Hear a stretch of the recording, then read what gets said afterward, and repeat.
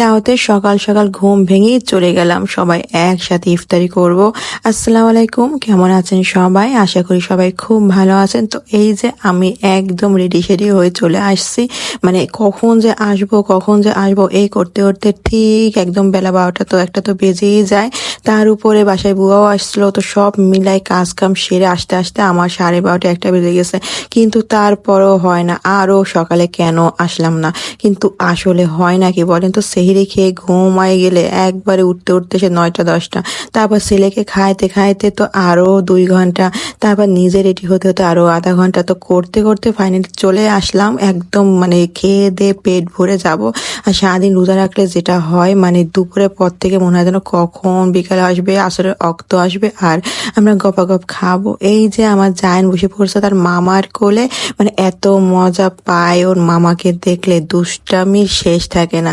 তো সে আবার আমার ছেলের চশমা চোখে নিয়ে মানে ভাব নিতেছিল, আর আমার ছেলে টুস করে খুলে নিল, মানে ওর জিনিস তো এটা, তাই না? তা এদিকে হচ্ছে আমাদের ইফতারি সবকিছু মা সকাল থেকে একদম কেটে কুটে রেডি করে মা চলে গেছে। এখন হচ্ছে শুধু ভাজাভাজি কাজগুলো হবে, কারণ হচ্ছে রান্না বান্না সব মা করছে নিজের হাতে।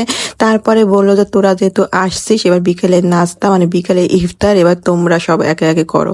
তো এই যে মা মাংসটা একটু বসাই দিছে, আর আমি হচ্ছে নাড়ানাড়ি করতেছিলাম। আমার যেটা অভ্যাস যে আসলে তো আমার চুপ থাকা হয় না, একটু রান্নাঘরে ঢুকবো। আর আমার এটা অভ্যাস, একটু নাড়ানাড়ি না করলে আসলে আমার ভালো লাগে না। যেহেতু জায়ানকে নিয়ে হচ্ছে আমার প্যারা, ও কখন আবার ঘুমাবে কখন আবার খাবে, তো ওর ঘুম পড়ায় দিয়ে আমি আসলাম রান্নাঘরে। আর এর ভিতর ওর বাবাও চলে আসছে আর উঠাই দিল ছেলেটাকে, মানে ছেলে এখন উঠে গেছে, একদমই ঘুমায়নি। তো ও বারবার রান্নাঘরে আসতেছে, ওকে ঝুঁকে মেরে যাচ্ছে। তারপর আমি এই যে একটু রান্না বান্না করতেছি, তো এখানে এসে ঢুকবে ওর অপেক্ষা, কিন্তু না, তা কি আর হয় বলেন তো, চুলের কাছে পোলাপান নিয়ে আসা যায়? তো মা কি সুন্দর করে আনারস কাটছে দেখেন। আর সেদিনকে আমি কেটে দিছিলাম জায়নের আব্বুরে, মানে চোখ ফেলছিলাম না, এটা নিয়ে মা আমাকে যা একটা বকা দিল, মানে আমি তাড়াহুড়া করে কেটে দিছি আর কি। তো এদিকে চোখ ভালো করে ফেলিনি, মা আমাকে দিল এক বকা যে এইভাবে কেউ আনারস খায় নাকি, ঠোঁট মুখ ছিলে যায়। তো পরে মা সুন্দর করে আজকে আনারস কাটছে একদম বসে বসে। আসলে মা তো বটিতে কাজ করে আর আমি চাকু দিয়ে কাজ করি, এই জন্য আমারটা তো ভালো হয় না, কিন্তু মায়েরটা খুবই শৌখিনতার সাথে সবকিছু হয়। তো এখানে আমি অনেকক্ষণ ধরে জায়গা পাচ্ছিলাম না, কিভাবে কি আসলাম আমি জানি না। মানে হচ্ছিল সবাই মিলে তো রান্নাঘরে থাকা হয়, তখন এটা করে ও এটা করে, তখন ফাঁক দিয়ে আর জায়গা পাওয়া হয় না। তো আমি খুব কষ্ট করে একটু জায়গা পাইলাম, একটু দাঁড়ালাম, বললাম যে একটু ভিডিও হয়ে যাবে সাথে একটু নাড়ানাড়ি হয়ে যাবে। কিন্তু আমি কিন্তু এগুলো কিছুই ভাজিনি, সবাই ওরাই বাসায় সবাই ভেজেছে, জাস্ট আমি একটু মেহমানগিরি করতেছিলাম আর কি। বলতে গেলে একটু দেখছো না সেজে গুজে আসছি, মানে একটু ভাবসাব নিয়ে না থাকলে কি হয় নাকি, মানে ভাই দাওয়াত দিছে বলে কথা। তো আমাদের তো ইফতারি সবকিছু রেডি হয়ে গেছে, আর বড় একটা চাদর বিছাই, মানে একদম গদি করে দিছি, যায় না আব্বুকে বসায়, আর সাথে আমাদের বুড়িটাও তো আছে, আর পাশে সবাই আমরা বসে পড়ছি। মানে একসাথে এইভাবে খাওয়ার ভিতর মজার চাইতে মানে কি যে মজা লাগে, মানে অনেক শান্তি লাগে, তাই না? আর এখানে যে বাড়াবাড়ি করতে গেলে কারোর প্লেটে একটা কম পড়ে তো বেশি পড়ে, মানে একটা কিরম তাড়াহুড়া যাবি, মানে গুনে গুনে দিই যে কার প্লেটে কিছু কম পড়লো না। তো যখন সবকিছু একসাথে থাকে তখন মনে হয় যেন সব গুছাতে গুছাতে কারোর ভাগে কম না পড়ে। তো যাই হোক, খুব সুন্দরভাবে সবকিছু ইফতারি আমরা শুরু করে দিলাম, মানে বলতে গেলে আজানের অপেক্ষা করতেছিলাম আর সবাই গল্প করতেছিলাম। এই মুহূর্তগুলো আসলে অনেক অনেক ভালো লাগে। পরিবারের সবাই আজকে এক জায়গা, মানে বলতে গেলে আগে আমার বাসাতে যখন ইফতারি অনুষ্ঠান হয়েছিল বা সবাই আসছিল তখন তো ভাই ছিল না, তো আজকে ভাই একদম সবাইকে সাথে নিয়ে একসাথে বলতে গেলে একটা ফুল মানে আমার কমপ্লিট আর কি। তো এই যে আমি সবাই পেটে পেটে দিচ্ছিলাম। এখানে যেটা হয়েছে, ডিমের চপ আর আলুর চপ আমি আলাই ফেলছিলাম, কারোর ভাগ্যে 2টা করে আলুর চপ চলে গেছে, তো কারোর ভাগ্যে 2টা করে ডিমের চপ। তো পরে আবার ওইগুলো ট্রান্সফার, মানে এর প্লেট থেকে ওর প্লেট চলে গেছে, আমি মানে বুঝতেই পারিনি। তো এখানে এই যে আমাদের আজান দিয়ে দিছে, আর আমার বুড়িটা খাওয়া শুরু করে দিচ্ছে, আর পাশে আমার পুচুটাও খাওয়া শুরু করে দিচ্ছে।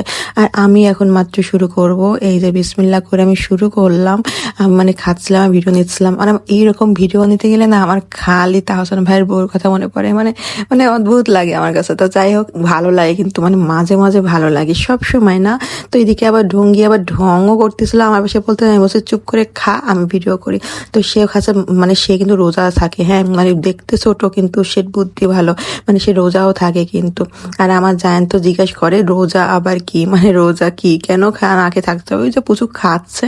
তো এই হলো আমার হচ্ছে ইফতারের লাস্টের পার্ট, মানে এত মজা করে মা চিড়ে দিয়ে নারিকেল দিয়ে গুড় দিয়ে খেজুরের গুড় দিয়ে মাখাইছে, মানে অমৃত। মানে আমি খেতে যে ভাবছিলাম যে এটা হলেই তো হয়ে যেত আমার, আর কিচ্ছু লাগতো না। আমার এত শান্তি। তারপরে আমি মাংসের গামলা নিয়ে বসে পড়ছি, মানে ছোলা বুটের সাথে দেখবেন গরুর মাংসের ঝোল দিয়ে মাখা খেতে কিন্তু ভীষণ ভালো লাগে না? মানে গরুর মাংসের ঝোল আলু দিয়ে খেতে কিন্তু অনেক মজা লাগে। আর এদিকে জায়নের আব্বু আর জায়নের তো হয়ে গেছে, মানে জায়নের আব্বুর হয়ে গেলেই জায়নের হয়ে যায়। সে জায়ন যত খাবারই বেঁচে যাক না কেন, ও উঠে পড়ে ওর বাবার সাথে। তো এদিকে আমরা ভাই বোন মিলে সবাই খাচ্ছিলাম আর গল্প গুজব করতেছিলাম। আমাদের বাসায় একটা জিনিস খুব ভালো, সেটা হচ্ছে যে মুড়ি মাখাবে, মানে ছোলা বুট মুড়ি মাখাবে, সবাই সবার প্লেটেরটা খায়, মানে সবাই সবাই খায় দেয়। তো ও আমার প্লেটে উঠে দিচ্ছে, আমি বলছি, তুই আগে খা, তারপর আমারটাকে শেষ হোক। আর এদিকে আমার মা মানে ইফতারের পর এত স্পেশাল একটা জিনিস মাখাতে গেছে, মানে আমার বরের মানে পেয়ে তো মনে হয় মহা খুশি হয়েছে। মানে এত মজা। এগুলো হচ্ছে রাঙামাটি থেকে আমার ভাই নিয়ে আসছে। দেন কত সুন্দর সুন্দর কলার মোচা, কলা থোর, মানে এগুলো দিয়ে, মানে বড়ই দিয়ে তেঁতুল দিয়ে মানে মাখানো। ইফতার মা বলতেছে তোদের জন্য একটা খাবার আছে, এটা চুপ করে বসে থাক, নিয়ে আসছি। মানে নিয়ে আসি বলে সে যে এটা নিয়ে আসবে, আমরা তো অবাক হয়ে গেছি। মানে এত সুন্দর মাখানো, ভাবেন তো, মানে কলার ভিতরে থোর কাঁচকলা। রেকর্ড করতে যে আমার মুখে জিভে পানি চলে আসছে, এত মজা। আমি তো গামলা নিয়ে ব্যাস শুরু করছি, মাকে বলতেছি তারও ঝাল হয়েছে কিনা দেখি, ঝাল না হলে তুমি আরো দিবা, আমি টেস্ট করে নিই। এইদিকে আমার মুখের দিকে সবাই তাকায় আছে যে আমি কি রেজাল্ট দিতে, বললাম যে না, একদম একদম ফুল সুন্দর বানানো হয়েছে, আর লাগবে না। তো আজকে ভিডিওটা এই পর্যন্ত। তাহলে সবাই ভালো থাকবে, সুস্থ থাকবেন, আল্লাহ হাফেজ।